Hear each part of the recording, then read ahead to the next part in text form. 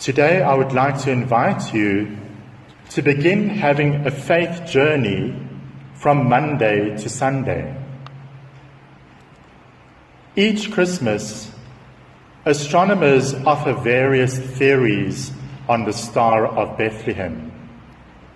Some suggest a comet, others a nova, still others a meteor or a solar eclipse.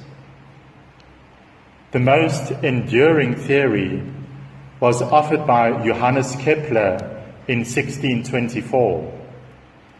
He proposed that the Star of Bethlehem was not technically a star, but a conjunction of planets in 6 BC.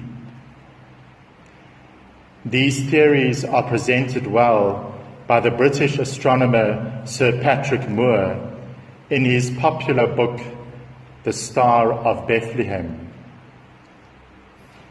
While astronomers search for what might have been the Star of Bethlehem, theologians ask, why? Why a star? How does the journey of the Magi following a star help Christians today? The traditional message is that we are to follow the star of our faith, the light of Christ, on our spiritual journey through life.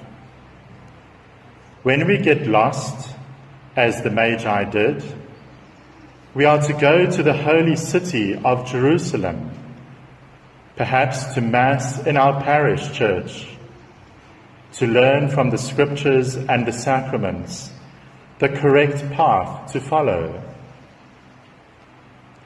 There is a more subtle insight into this story. The Magi were astronomers.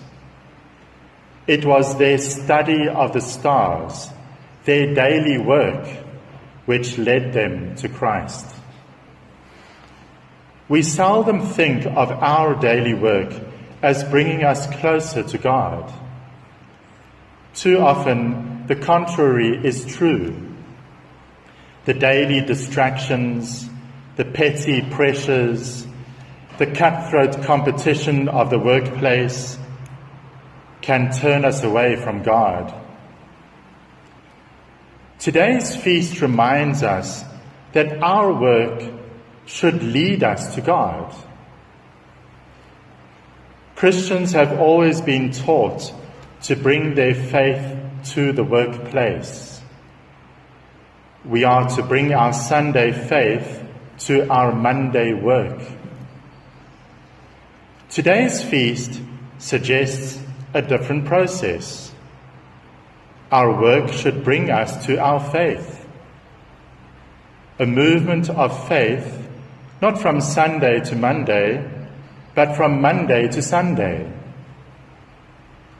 Our week's work can be an offertory procession from Monday, through the work week, to Sunday, when we place our gift at the altar to praise and thank God.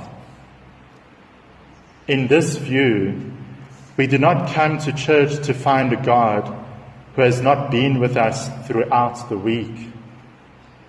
We come to celebrate that we have come to know him more deeply at our work.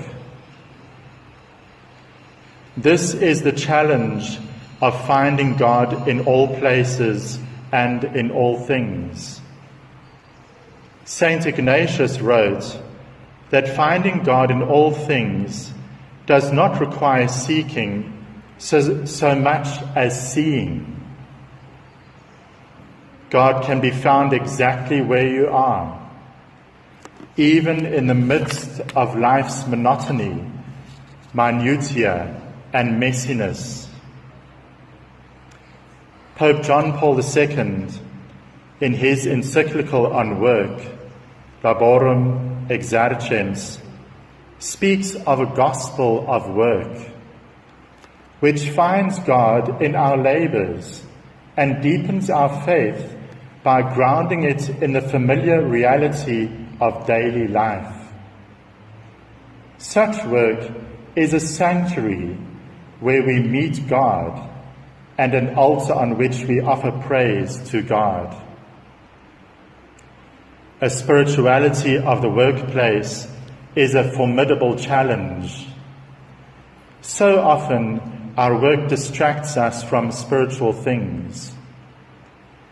When we are successful in our career, we feel no need for God. We then have nothing to thank God for on Sunday.